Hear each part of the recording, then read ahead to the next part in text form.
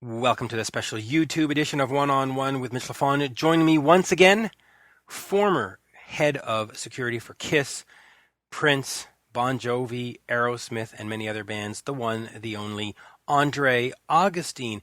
In part one, we spoke mainly about Kiss, a little bit about George Thorogood and Prince as well, but I thought it'd be nice to have him back and talk about Aerosmith and Bon Jovi. The mid to late 80s, early 90s, those two bands were probably the two biggest bands in my life at the time. Permanent Vacation, Pump, of course, the Bon Jovi stuff. So I thought, hey, let's dig into what it was like working with those guys. So here he is, once again, talking about Aerosmith and Bon Jovi, former Kiss head of security, Andre Augustine. We are speaking with Andre Augustine. How would you describe yourself? Event security, tour manager, a bit of everything? Now, at this point, I'm a consultant. Right. I can do everything. So, and even if I can't do it, I can, figure out how to do it with people that I know in the business's help and guidance and just kind of figure it out. It's really interesting. I took on a consulting job for, I don't know if I mentioned this last time, for a festival in Mammoth, California, this past summer. Yeah. And didn't really have too much of experience in that area as far as the business side of it went, but what ended up happening was, all the years and experience of actually bringing a band into a festival. I was able to look at ticket structure, ticket pricing, physical location layout, internal organization, structure, and I think I did a pretty good job for what they paid me.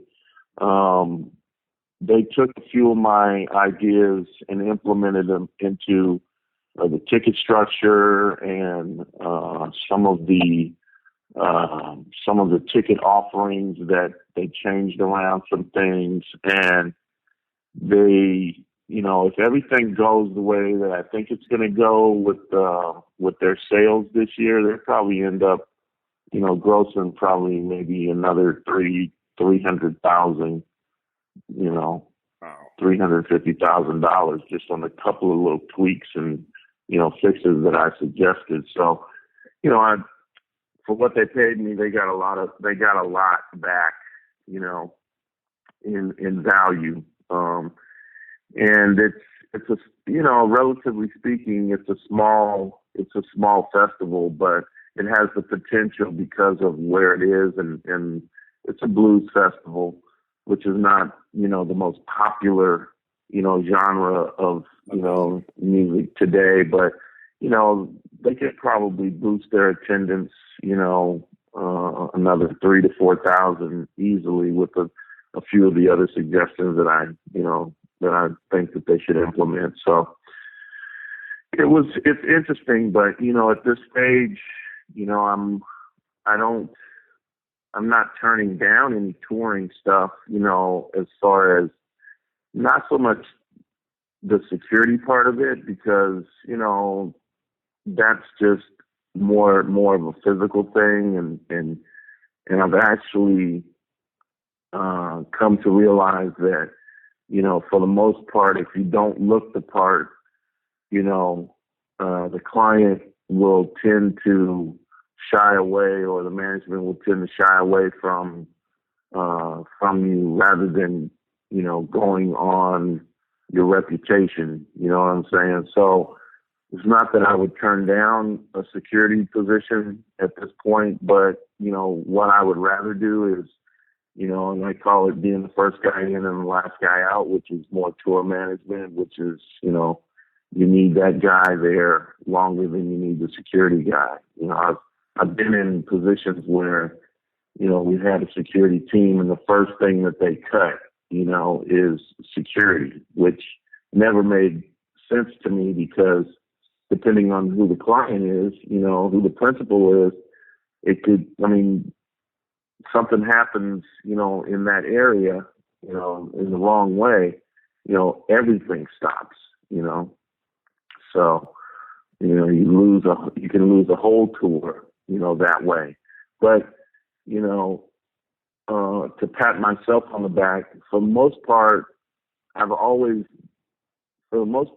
been usually by myself when it comes to doing security. And, not so much early on as with some of the groups. With Run DMC, we had a team of guys.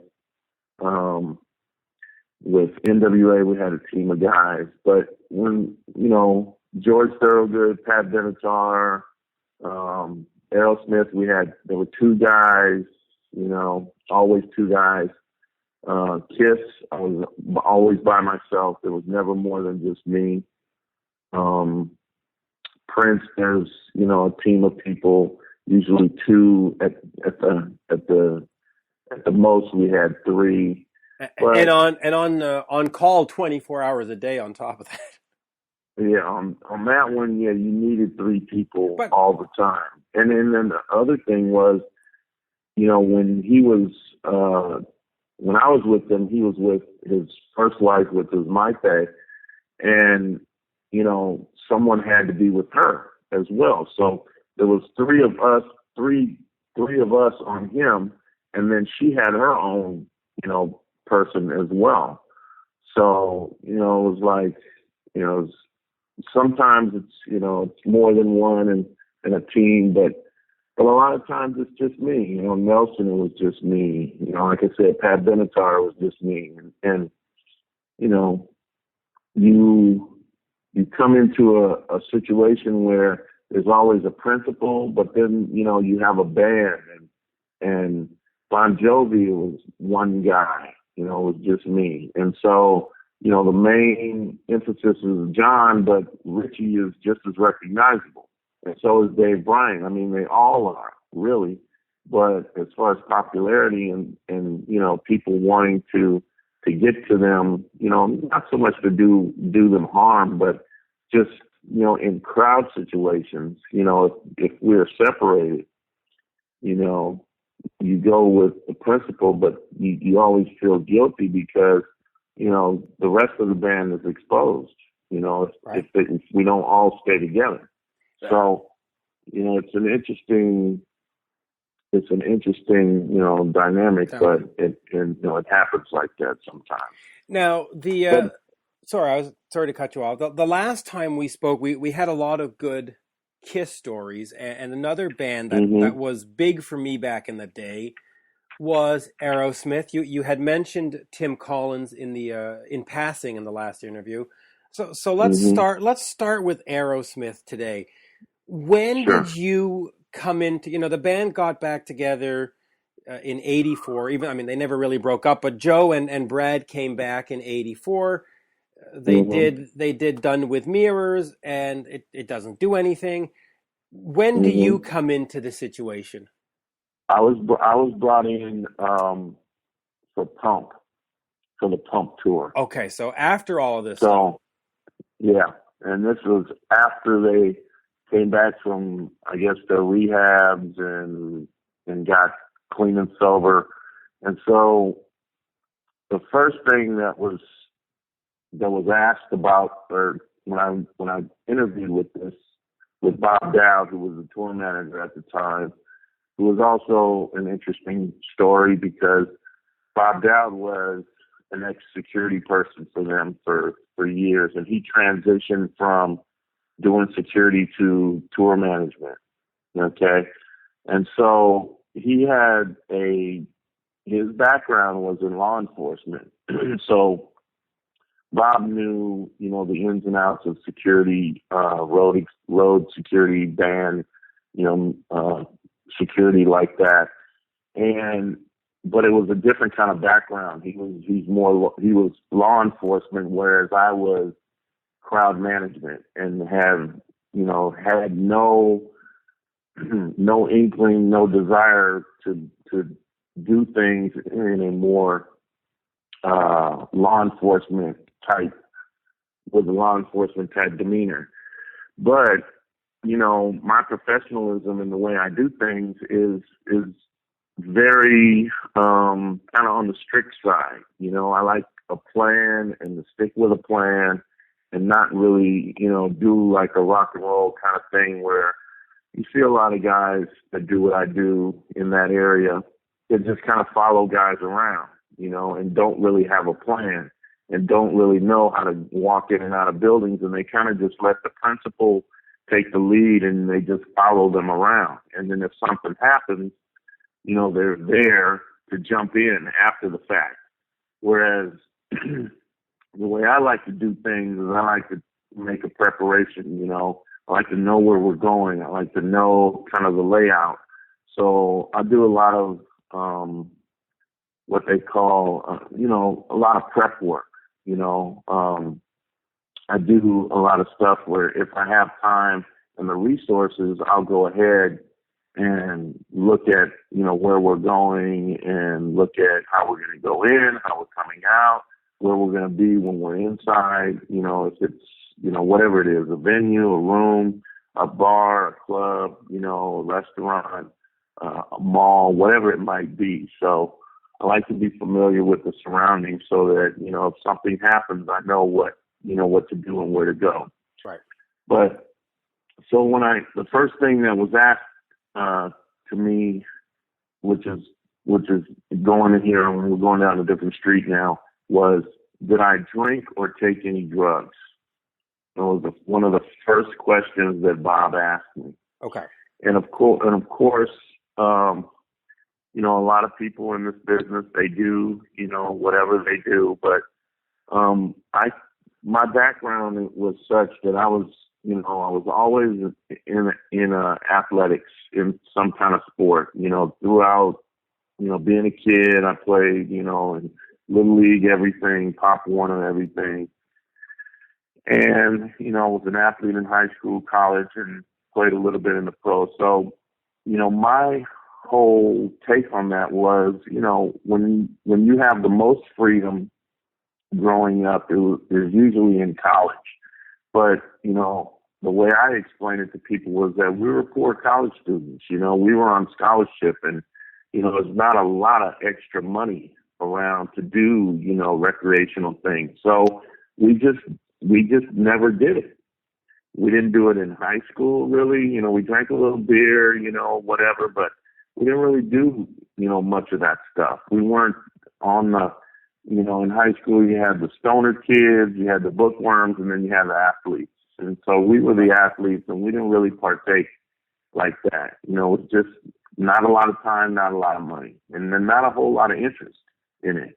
You know, we always had, our days were filled up, you know, between sports and school and home. And so we just didn't, you know, go that way. Was that I was just going to say, was that important for the Aerosmith camp, that you were sort of drink and drug free? I mean, would they have not hired you if you had that been? Was, well, let me continue on a little bit. Okay. In that questioning is that the reason why they were asking anybody and everybody who was going to be on that tour going forward was because you had to sign a document that said that you wouldn't drink or drink any alcohol or partake in any kind of recreational drugs other than prescription medication. And you had to sign, you know, like an NDA saying that you wouldn't do that. And I mean, you couldn't do it if the band, well, the way that the band traveled, they travel, you know, I think I explained it last time, where we do base cities, where you're in one city like LA, Detroit, Chicago, New York, I said LA, but you're in major cities for like 10 days. And you're just flying in and out. With the band, yeah. And then we had a private plane, and the band would just fly in and out, do a date, you know, in a 2-hour radius of wherever the base city was. And they just flew in on the day of show at like 4:00, 4:30. Went to the venue, and then after the show, get in the cars and drive back to the airport and get on the plane and go back to the city where the base city was, where the hotel was. And so it's a different way of touring, but it was very clean and neat and keeps the band away from a lot of the riffraff that goes on on the road and touring. So what's interesting about that is that you had to sign this document that said that you wouldn't, even if you were in a different city on your day off. The band could be in Detroit and you could be in Chattanooga, Tennessee. You couldn't go out to dinner and sit in a restaurant and have a beer, even though you were 600 miles, 700 miles away from the band physically. And that was how serious they were, because they felt that, and I don't know if you're familiar with Alcoholics Anonymous, but that was the program that they were in. And right. They, in Alcoholics Anonymous, the philosophy is that even if you just have a beer once every 10 months with your buddies, or you celebrate and toast, maybe a birth in your family or a Christmas dinner with a glass of champagne, that's not acceptable, because they can't partake in any consumption whatsoever. No level of consumption. Let me ask you about that. It has to be zero tolerance. Now, let's say they are in Detroit, in the Bay City, and you're in Tennessee, and you go out and have supper and you have a beer. Did they have a keeper on the tour that was his sole responsibility was to check up and be sort of the alcohol cop and say, oh, Andre had a beer in Tennessee, we're going to have to fight? I mean, was somebody tasked with keeping... Everyone was tasked for that. So we were all supposed to be our brother's keeper. And, they had a saying, the crew guys had a saying, and saying that, everybody was an aero cop. So we were all aero cops, supposedly keeping an eye on everybody else. Does that create a situation of mistrust, though? I mean, do you start getting antsy? No, you have to understand that, the bond of guys that are on the road is much stronger amongst the crew than it is that binds you to the management. So what I'm saying is that, on that tour, and here's the other thing. The position that I took that year for that tour was I was the second security guy. So I didn't travel with the band. I traveled with the crew. Okay. So I was with the crew day in and day out. So I wasn't on the private plane traveling with the band, staying in Detroit for 10 days or Chicago with the band and interacting one-on-one with them. Okay. When I interacted with them was when they flew in, and I met them at the airport, picked them up, had the lead car, drove the car to the venue. We did our thing inside the venue, but the other guy was the one who was the lead security director, and he was the one who was, interacting more with them, even on a daily basis when they got into the venue. He dealt with them directly. I was more or less the venue guy. Okay. So when I first started with them, that was my expertise in on a day-to-day basis. My first priority was dealing with the venue. And then if I had time, or, there were certain times during the show or after the show when I interacted with the guys, but that was secondary. So my bond was with the crew.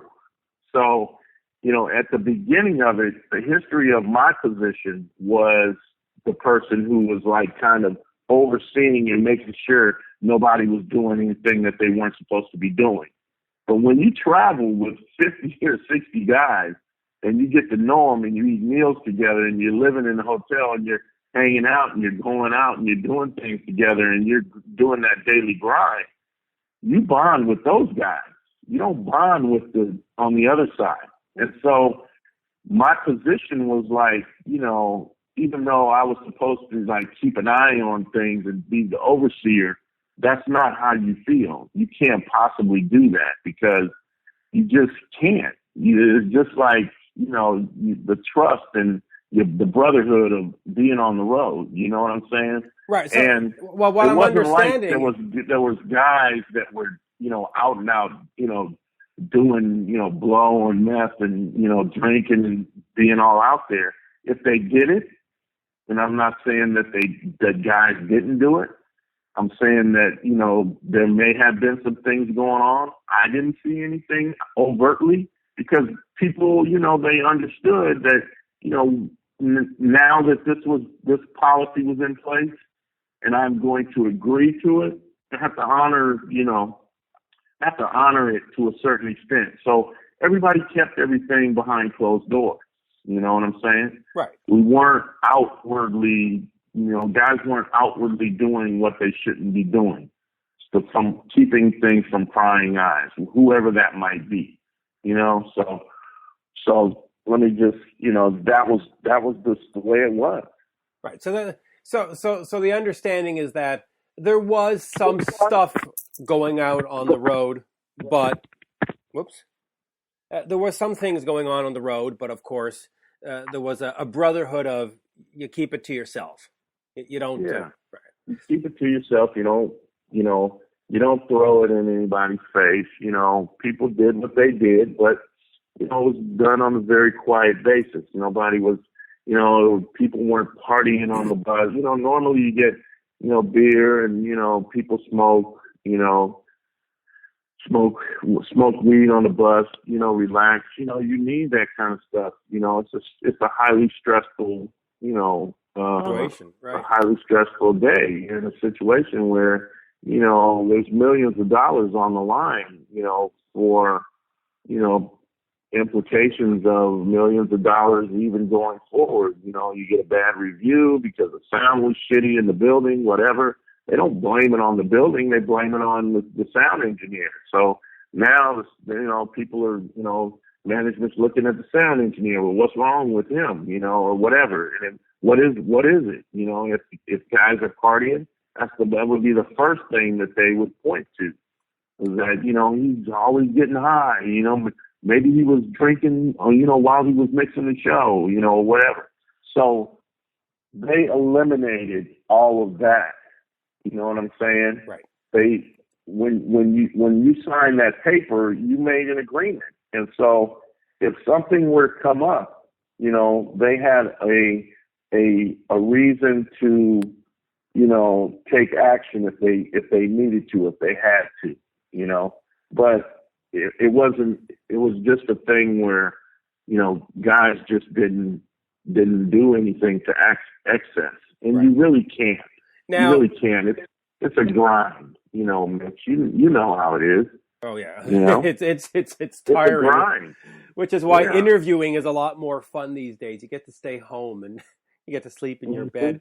When we spoke about KISS, and there was definitely a dichotomy. There was the Gene and Paul camp. There was the Ace and Peter camp, or maybe even there was 4 camps. There was the Gene and Paul camp, and the Peter camp, and the Ace camp. What was it like with Aerosmith? Because here they were, the mid '80s.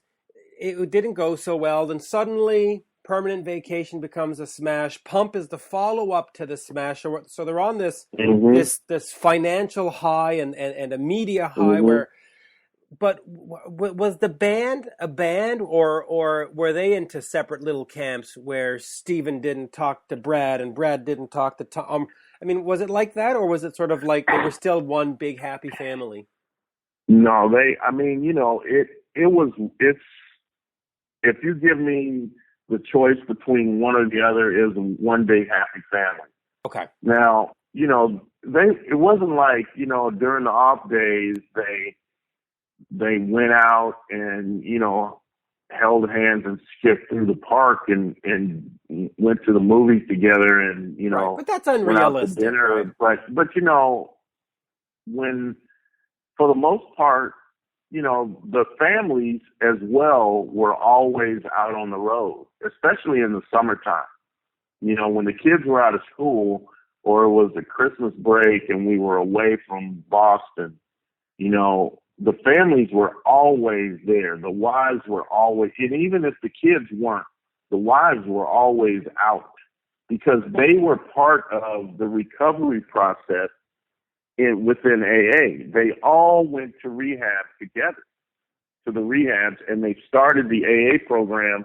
The wives did their own thing as well in AA. They participated because you can't have one part of the family, the spouse, you know, doing it, and the other one, you know, just going buck wild because it tempts the other partner within the family unit. So the wives were in it as well. They had their meetings on the road. Bob Timmons was out there conducting the meetings. They would go to AA meetings. They would have their private meetings sometimes. Sometimes they would go to public meetings. But they were all doing the same program. So the wives were always out there. And so they did their thing, you know, which was, you know, once they got off, when they're on stage, they're five, they're like a hand. You know, everybody, all these digits are, you know, have their role, they do their thing. And they've been together for so long. They know each other. They know how to talk to each other. They know, you know, what to do, their interactions were just, you know, it was just like they're five friends. So everybody, you know, there was a different hierarchy in, you know, the way that they responded to each other. But it wasn't, you know, it wasn't a complete love fest like when they were struggling when they first started. Can I ask you about the wives? Yeah. When you have all the wives on the road, you know, I can understand that when you're working security or tour management and Steven Tyler or Gene Simmons or whatever says, hey, I need a can of this or I need to go into the studio, you go, yes, sir, no, sir. But when the wives are on the road and they start saying, I need this and I need that, does the crew at some point start saying, excuse me, who are you? Like, does it become friction? Well, with them, they were, let me say that they were seasoned veterans. So they know that when they come out on the road that they are a low priority. And I'm not saying that, you know, if you see one of them and they need something or they need to go somewhere, you know, want to go to the sound, like Billy Perry, she liked to watch from the soundboard. So, you know, when I was, you know, when I get the guys on stage, you know, I know that's where she likes to go. So we had a little thing where, you know, she would hang, you know, in a certain area and I would walk her to the soundboard. Okay. And then I would, you know, throughout the evening, if she didn't have any guests, you know, I would go out there and check on her, make sure she's okay and check and keep an eye on her, you know? So, you know, that was just something that you did as an extra, you know. Right, but that doesn't interfere with anything. That's not. It doesn't interfere. So, but they knew that, you know, what our jobs were and why we were there, you know, which was the guys. And you know, there's a whole routine that you have to go through on a daily basis when those guys get in the building, you know, to, you know, make them comfortable and accommodate them to get around the building and, you know, interact. You know, Joey liked to sneak off. You know, Brad was the worst. Brad liked to just disappear. And Brad would, you know, every night there was a meet and greet, you know, and all the guys were required to be there. And it was, you know, usually it's a fan club, you know, interaction where, you know, there's going to be 40 or 50 people in that room every night. And they had to sign for all those people and take pictures, group photos with, you know, 5 or 6 group photos with that whole group. So you know, it was something that was timed out, that was always a constant every single night. But 90% of the time, I would have to always go looking for Brad because, you know, he just would just, and it would, after a while, it became like our game, you know, between he and I, where It's kind of like a Where's Waldo, but with Brad Whitford. Yeah, exactly. Where's Waldo? And I just knew that, you know, 10 minutes before meet and greet, I was, you know, have to go out and hunt for Brad, you know, for the most part. But, you know, he wouldn't go far, and I know he'd either be in catering or the production office or with his tech, you know, backstage looking at gear or whatever, you know, or in the little warm-up rooms that they had, you know. So I knew the places where he would most likely be, or maybe he would be out on the loading dock smoking a cigar, you know. So I knew where the 4 or 5 places to look to get him. Hey, Brad, you know, 5 minutes, you know, meet me at the dressing room so we can walk to, you know, meet and greet. You know, I knew where he would be. Did he ever just walk off into this, like, did he ever leave the venue and just sort of like, you know, go down the street for Thai food or something? Like, would he disappear? No, okay. No. He'd stay in the building. Nothing like that. Yeah, he would always be in the building and always be close by. But, you know, now that's just something that he just liked to wander a little bit, you know. I saw a bunch of pump shows and a bunch of permanent vacation shows. Aerosmith was my life at that time. I loved those 2 albums. Was the band live 100% or were they enhanced in any way at the time? No, live 100%, man. Yeah, they did. Live 100%. The only thing that was really kind of enhanced more or less was Joey had, you know, back in those days when they were first coming out, you know, the triggers and some of the trigger kind of things on his drums. But, you know, other than that, you know, it's all live. They were always all live. Wow, that's great to hear. The only other thing was in off stage during that tour though, what was his name? He was like a side singer, musician, played the keyboards. But during that tour, what was it, Tom? Oh, I'm trying to think that. Tom? Not Tom. Oh, you know who I'm talking about, though. Yeah. I think he also did stuff with Cinderella. That guy. I don't remember him doing with Cinderella, but or maybe not. Anyway. Right, but there's always a guy. He was off stage playing keyboards and singing a little backup with Steven.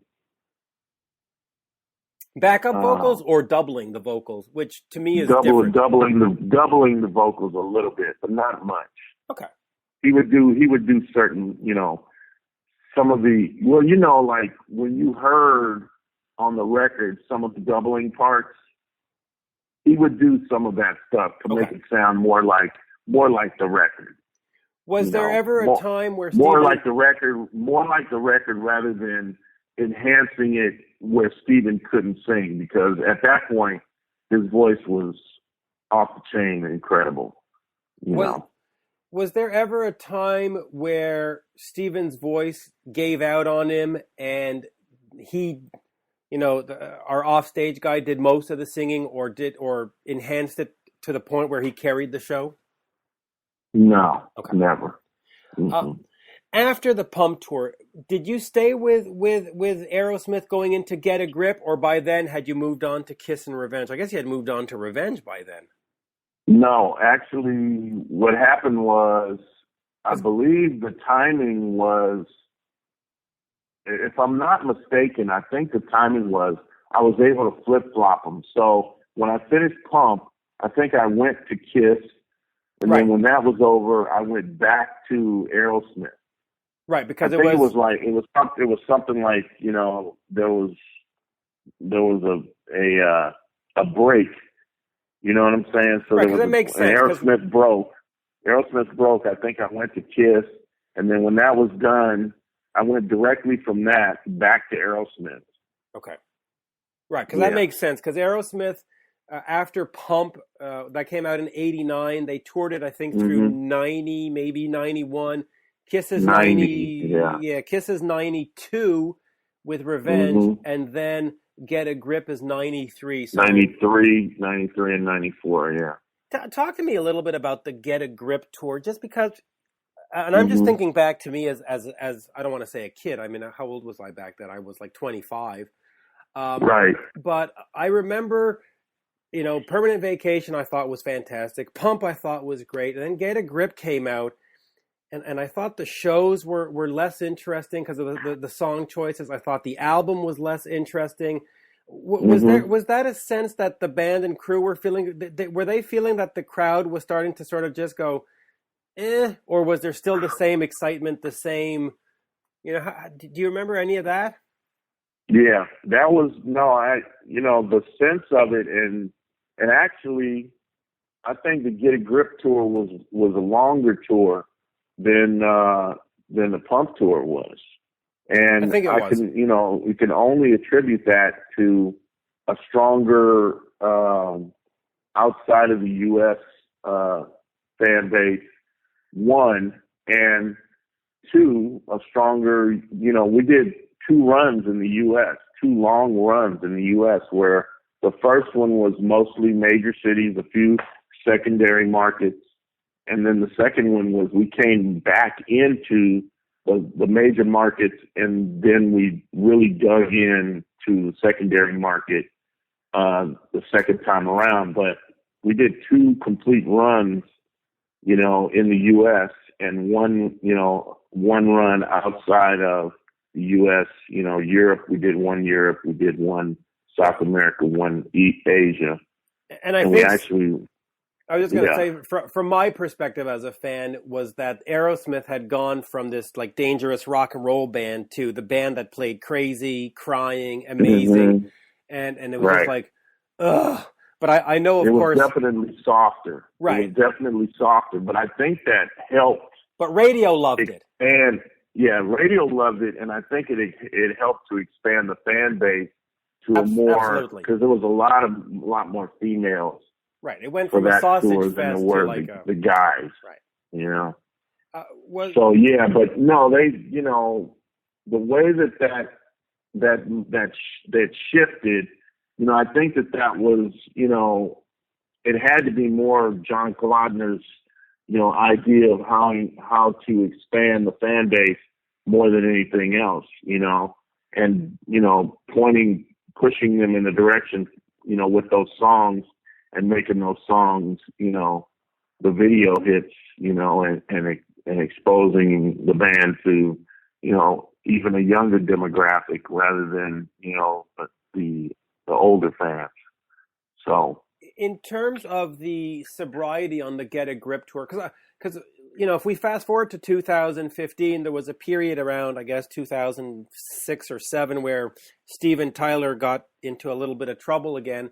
But by the Get a Grip tour, was everything sort of still holding on? Were we still doing the AA meetings before the shows? Were we still okay? So the band, the band internally was good. Everything was the same, as far as that was concerned, But there was definitely a loosening of the reins when it came to, instead of us signing the paper for the second tour.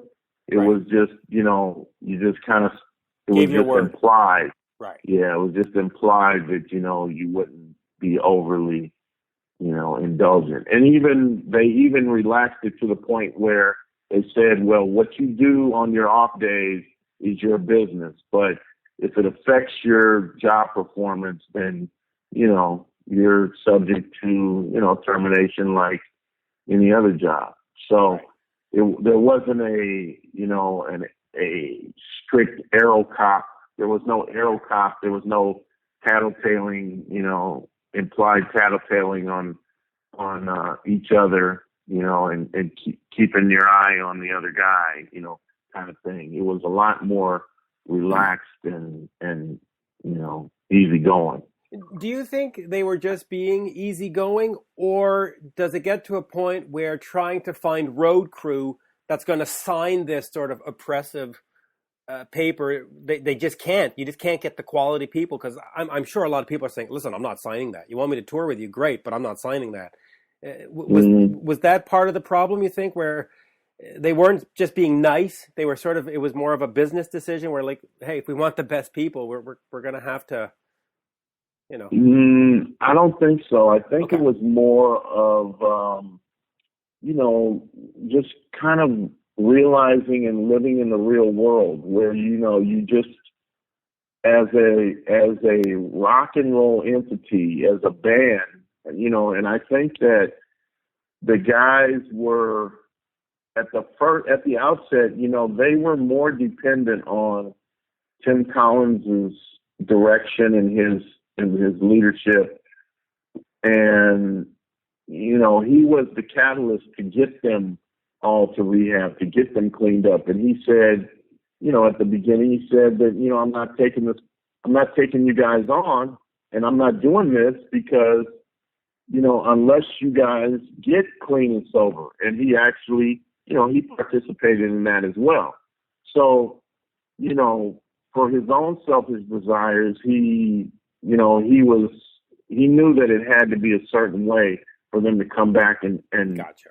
You know, and get right and be the biggest band in the world again. So, right.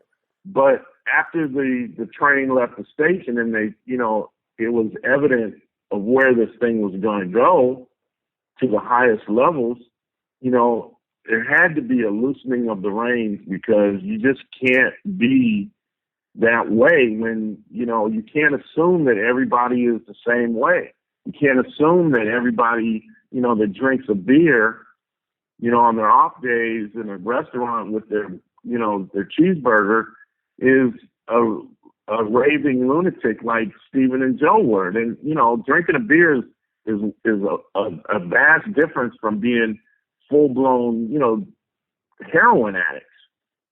You know what I'm saying? So they came to a realization where it was like, you know, hey, this is, you know, we got to give people the benefit of the doubt.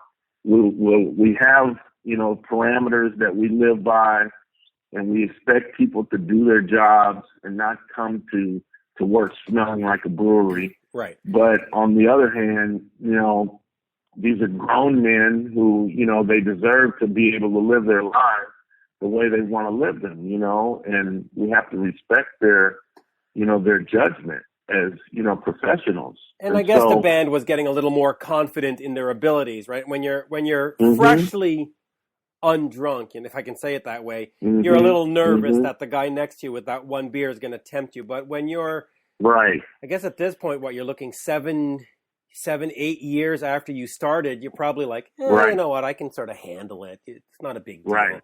Right. Let me get to Bon Jovi. When did you start with Bon Jovi? Bon Jovi was like,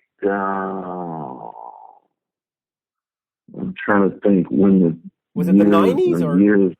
It was the 90s, definitely mid 90s, like 90. I want to say like 95, 96, somewhere. And it was only one. It was only I replaced somebody that was doing that. Right. And so I just kind of ended up, we went to South America, Japan, and Australia. And so it was just it was that part of like the end of the tour, kind of, you know what I'm saying? I'm just trying to situate. It wasn't like the whole tour. But was it the Keep the Faith, the end of Keep the Faith tour, or the beginning of what will come after that? These Days. It was These Days. Okay, so it was and so how was it working for them? Because now this is right after Aerosmith, but right before the Kiss reunion tour, and you know there's I think it's known that John Bon Jovi is the boss. I mean, he's in charge of that machine. Was it like that back at that time? Was he sort of the boss, and everybody else was I don't want to say an employee, but everybody else sort of just did what John said? Well, the dynamic was interesting because John was definitely the boss, and everybody else just kind of went along with whatever John's program was, as from what I saw. And I wasn't able to see in depth as much as some people had that had been with him for a while. So I'm coming in with kind of fresh new eyes and just kind of riding the wave with those guys for the time that I was with them. But he was definitely the boss, the leader, and everything started and ended with him. And after he split with Doc and he started just basically managing himself, I think after he split with Doc, I don't know if he had a manager after he broke up with Doc or not, but when I was with him, the way that the organization was set up was Paul Corzelius, who was, an ex-security guy for John and had been in his organization for quite, a lot of years, 10, 15 years or whatever, and kind of worked his way up. Everything went through Corzelius to John, and then, they would get together and talk about it and figure out between themselves and the record company what direction they were going to go in. But if you look at how he took his business, he was like, couldn't get arrested in the States. But outside of the country, Bon Jovi's doing stadium shows, like multiple stadium shows in Brazil in one location.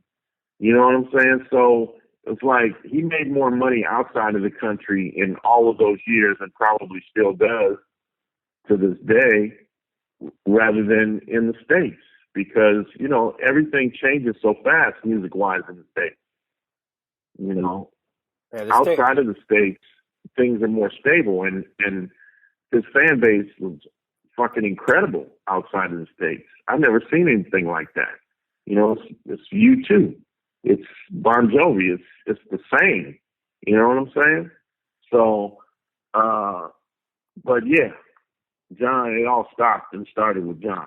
He was it's his name is, him and Dave Bryan, but, everybody else is a side player. They don't have a big share of the money like those two guys do. But, let me ask you about that. It's not really played like that. It's played more like a band, but because he's very generous, he's very generous with the way that the splits are. So everybody was pretty happy, with the money. You mentioned him and Dave Bryan. You didn't say him and Richie Sambora, and that might surprise a few. No. Him and Dave Bryan are the ones who started the band. Right, but Richie is a huge contribution, but he's not an original member. You see, so when you look at it, business wise, I think ultimately that's what split, took Richie out of the band, was because, even though he's making an enormous amount of money because, he writes with John and he contributes musically, probably more than anybody else, to the music, he never felt like it was him and John. John always was, it's John's name on the band. It's Bon Jovi. So, you know what I'm saying? So there was always a little undercurrent there of, more than one level between those guys. But, at the end of the day, what are you going to do? You weren't there at the beginning.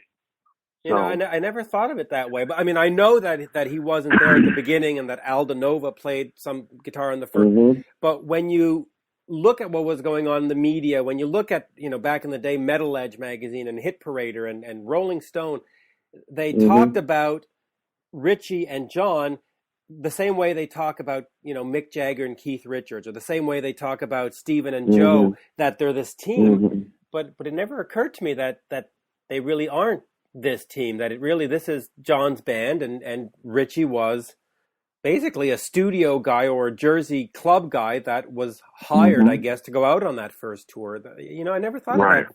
And I guess from Richie's perspective, as he's reading the Rolling Stone magazine article or the Metal Edge article or the whatever, and he's hearing people saying that it's this dynamic duo, and yet it's not being reflected in the reality.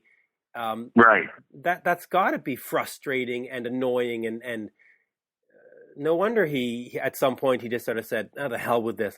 It's time to go." Right, because if you think about it, if you don't have Richie there, you don't have. There's definitely a magic, that Richie contributed. Absolutely, vocally and might have even been more contribution than anybody else. He might have been the most, had the most contribution out of anybody. So when you look at it like that, and you're that guy, but you know that at the end of the day, you're not getting a full share. You're getting, a less than a full share. John's getting a full share. Dave's getting a full share. But, Dave just plays keyboard and sings a little background and maybe writes a couple, songs on the record. Right. But for the most important and the most financially wealthy and the most musically successful songs, it's Richie and John's songs, or it's Richie's contribution that made that happen rather than anybody else's. So for you to be the second or the third guy in line all the time, but you're contributing the most, and it's your shit that's the most successful because of your contribution, that's hard to take. Oh, it's frustrating. Listen, I'm not Richie Sambora, but it's just frustrating to hear it, less alone live and it. If he made $10 million 1 year, right, but John made 30, he's looking at it like, at the end of the day, he made a lot of money, but he didn't make as much as John did. Right. He's probably looking at it like my split is not as good as John's, but if it weren't for me, John wouldn't have his split. And so that's the thing where, it always rears its ugly head. If it's not a 5-way split like it is in Aerosmith, it's a 5-way split. Well, actually, it was a 6-way split because Tim Collins was getting a full share, just like all the other 5, which was crazy. But they did it like they did it like that. They agreed to it like that because, again, if it weren't for Tim, even though he did what he did because for the financial part of it, but if he hadn't have done what he did, he made himself a part of the band. Okay, let me ask you about was Richie Sambora then just a salaried employee? I mean, what did in a legal definition, was he just sort of a salaried employee? Well, it's like there's going to be a salary plus incentives. So, right, when you get to a certain threshold, then there's going to be other monies that were going to be on top of salary. Salary is just a salary. Probably everybody got the same salary, but the other monies, there were other monies that get split up. Richie had writer's credits, performance credits, publishing credits.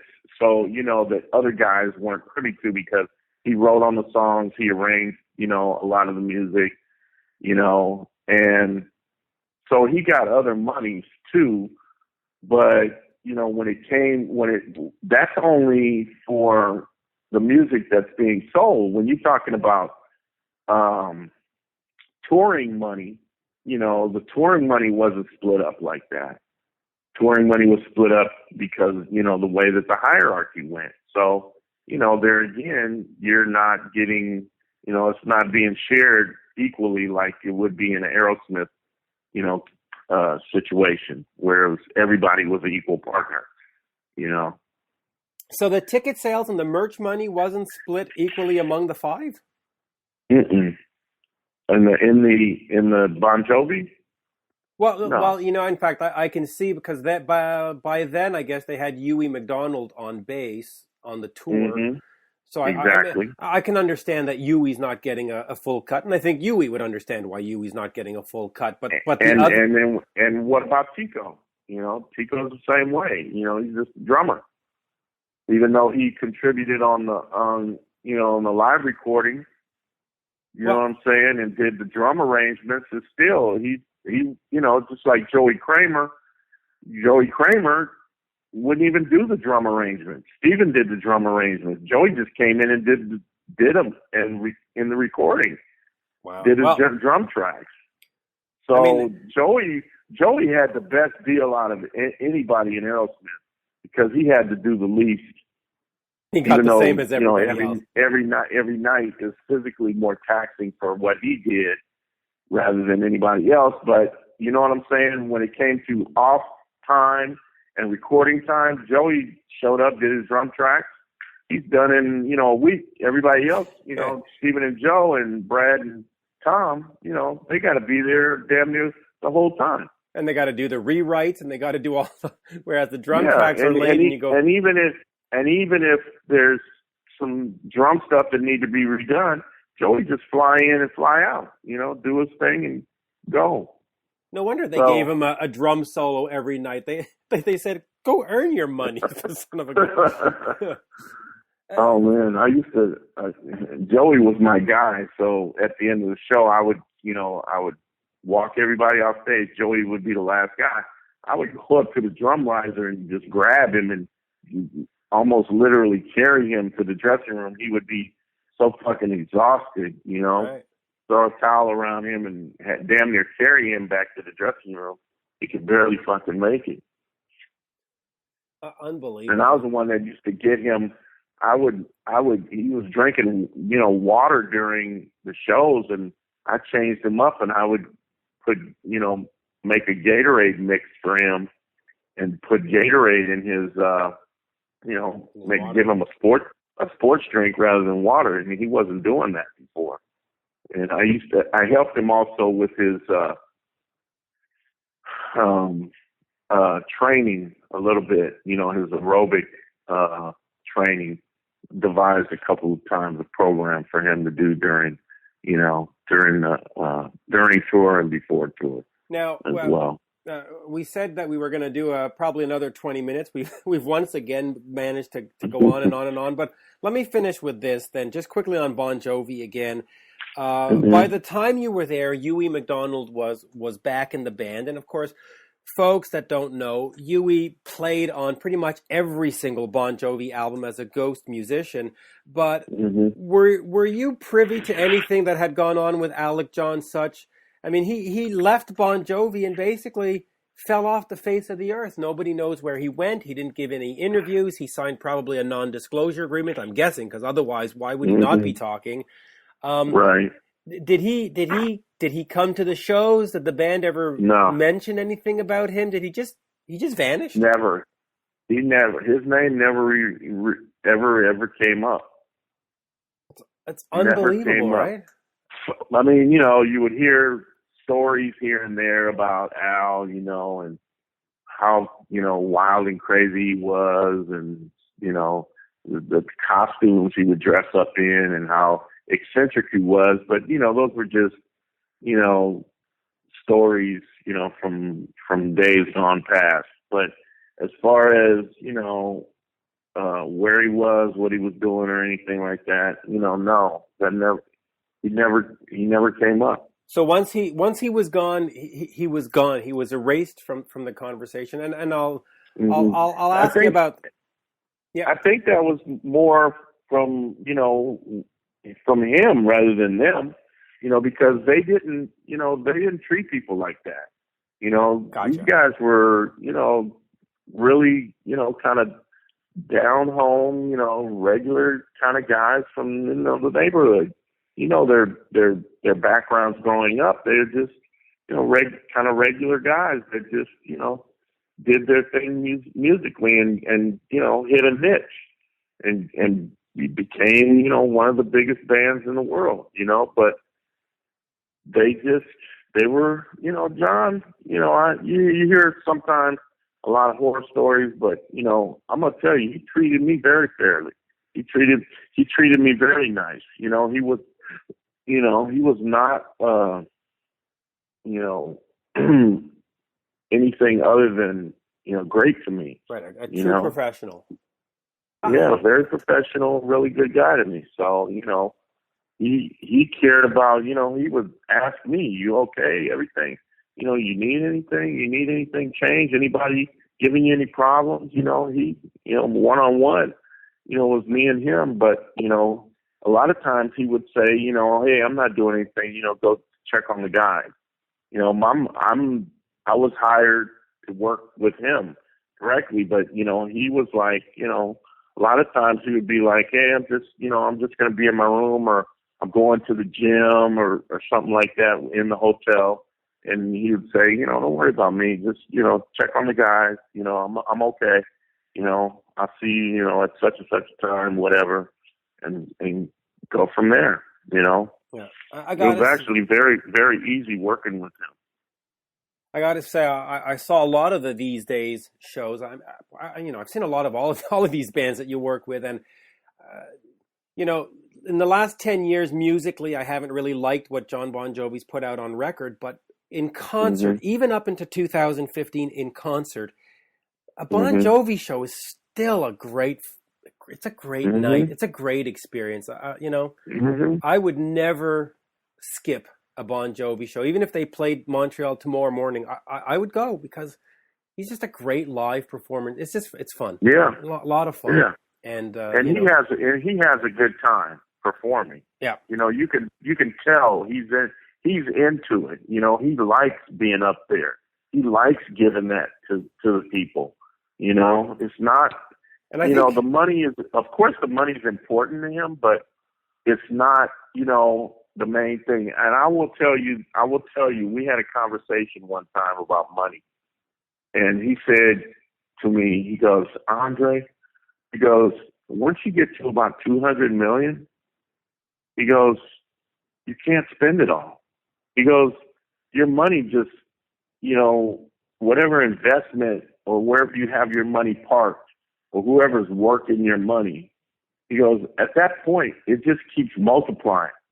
Every year, that amount of money will make you 20 to 30 to 40 million dollars just on its own without touching the principal." He says, "So you can't spend it all." He said, "I have a house in Malibu. I got a house on the East Coast. I got a house in Miami. I got, but everything that he did was on a private plane." And he explained that to me as well. He said, you do the private plane and you do one extra show and it pays for the private plane for the whole leg of the tour. So, everything was calculated out like that. And so there's no reason to do a bus tour. There's no reason to get a bunch of buses and grind yourself down when you could be on the plane and be comfortable and, go into the private part of the airport and not be bothered and, leave when you want to leave and have what you want to have on there to eat and get there refreshed and But he and has, it was like, but he has to be on the bus. He has to be on the bus. It's in the song. It's a steel horse they ride. Yeah, but, right. It's interesting though how they do that now, because I know for a fact that when they tour the East Coast, they just hub out in New Jersey. I mean, the last Montreal show that I went to, I happened to have been in the backstage area, and I think it was like 7 o'clock at night, and the band's not there, and they're like, oh, no, the plane lands at 7:30. They'll be here at 8. Don't worry about it. And it's like, right, right. And right after the show ends, it's like, oh, well, they're going to go to the hotel. No. Wheels Up is at 11:20. And it's like, what? They got 15 minutes to get to the airport? Yeah, plane's waiting. Yeah, plane leaves when you get there. Yeah, but you're on your own schedule. So the only time you have to worry about it is if the airport closes at midnight or 1, depending on what airport you're at. But other than that, you're on your own schedule. But what a way to tour, though. So unlike the 80s, right? I mean, you wake up and you take your kids to kindergarten and you go shopping at the local, whatever, Hannaford's or Ralph's or whatever. Mm-hmm. You go, you fly to another city, do the show, and then you're back in bed before midnight. I mean, what a different beast these days. Now, this is a small nugget that people probably no one knows either, is that since the inception of Aerosmith, they have only toured on a private plane. Well, after, at their own choice, they did, have done bus tours. But at the height of their careers, from the beginning up until, probably the mid 2000s, they've only ever been on a bus tour on buses for 1 week. Wow. At the very first tour for 1 week. Okay? And then private plane from then on out. All the way up to, the mid 2000s when they were like, oh, we want to take the family and get buses and, just do it like that. And I was like, that was when they were all fucking crazy and everybody had to have their own fucking security person, and everybody's going in different directions. And after Tim Collins, when it was just fucking out of control again. When the wheels fell off again, unfortunately. Yeah, when the wheels fell off. But I've seen Steven a couple of times after that, and he seems to be okay. So, I'm sure that he has his days, but I guess everything in moderation, is probably the word for the day, I don't think Joe Perry or anybody else is, struggling. I'm doing curious things to in see. moderation, but, I'm curious to see how it's going to play out with Aerosmith. There's a lot of talk of the Steven Tyler solo album, and I have a feeling that if that album isn't he in Nashville or something? He's doing a country album. Yeah, well, I read somewhere he did a country song, and I think he wants to extend it into an album, or I don't know. I just get a point that at this stage in the game, if he does a solo album, it'll probably mark the end of Aerosmith, because the band's not getting any younger, and if you're going to take a year or 2 years to make an album, it should be an Aerosmith album. Anyway, right. We'll see how it plays out. Andre, always a pleasure, and there are so many great stories to tell. And by the way, is there any band that you never toured with that you thought, oh, I wish I had, whether it's a Van Halen or a Metallica or anybody you just went, oh, damn, it would have been good? Actually, Guns N' Roses.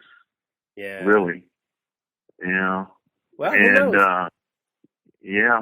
Well, who knows if they come back? I keep needling my man to, hey, figure it out, dude. You're the only one that, can really get it together with those guys and really, you know where the history is, what they do and who they are, and, who better than Doug Goldstein to get them back on the right track, get them on a track. Do you think that the rumors are true? Do you think that we'll see Guns N' Roses between now and in the next 5 years? Yeah, definitely. I mean, Appetite for Destruction, 30th anniversary, 2017. That would be silly to pass up that opportunity, I think. I mean, just in general, doing it, but they got to do it the right way, though, Mitch. It can't be just throw it against the wall and see what sticks. It's got to be done, in a calculated, Absolutely. with a plan, and it's got to be built the right way, the whole nine, the way that it was done the first time.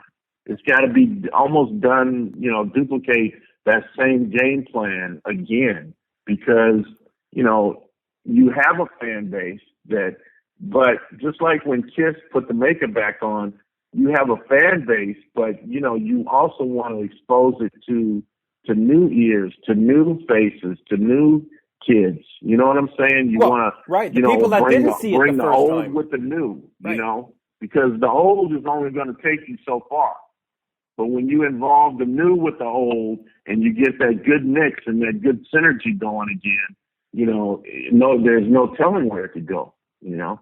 But it has to be done the right way. You can't just have anybody doing that, because the plan is important for them.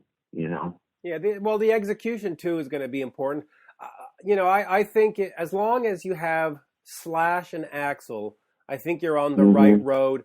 The media these days is talking about, well, it's going to be Frank Ferrer on drums and Richard Fortas, and it's not going to be Izzy, and it's not going to be Steven, and of course all that talk is just people guessing because nobody knows. Right. But right. When you think of a plan, it's got to go long term, and I don't think a couple of those guys can go long term. I think one of them just can't in terms of physically and the whole. And I think one of them just doesn't want to. So we'll see. It's interesting. It certainly is exciting. I'm looking forward to it. I'll take whatever they give me. Quite frankly, I've supported Guns N' Roses through all the different lineups. I liked Chinese Democracy. I know, call me crazy, but I liked it. So we'll see. We'll see. Hopefully it'll happen. Yeah, it would be great if it would. I mean, I think that the public, there's just so little of it left, that they need to, there's a void that can be filled, definitely. Yeah, and I think when a band like that, of that stature, comes back, it's good for everybody in the business. Even those small bands that are playing rock in a bar in Atlanta, it raises everybody's profile, because all of a sudden it makes rock cool again. And so for everybody who goes, well, if it's not the 5 original, it doesn't count. It's like, you know what? If it sells out arenas and stadiums, it's good for everybody in the business. So just shut up and hope they do it, because it'll be good for you. Absolutely. So yeah. Absolutely. Thank you, Andre. Always a pleasure. All right, Mitch. And I appreciate it, man. Absolutely. Anytime. And there you have it, folks. My second interview with the one, the only Andre Augustine, who was head of security, event management, and all that wonderful stuff. Now a consultant in the business. I hope you enjoyed that, and I hope you learned something from that. Please follow me on Twitter at Mitch Lafon. Tell your friends about the podcast. Have them join the fun. Join me here on YouTube and also on Spreaker, iTunes, Stitcher, iHeartRadio, and anywhere good podcasts are found, which also includes TuneIn, by the way. We're on that too. Thank you, folks, and hey, bye for now.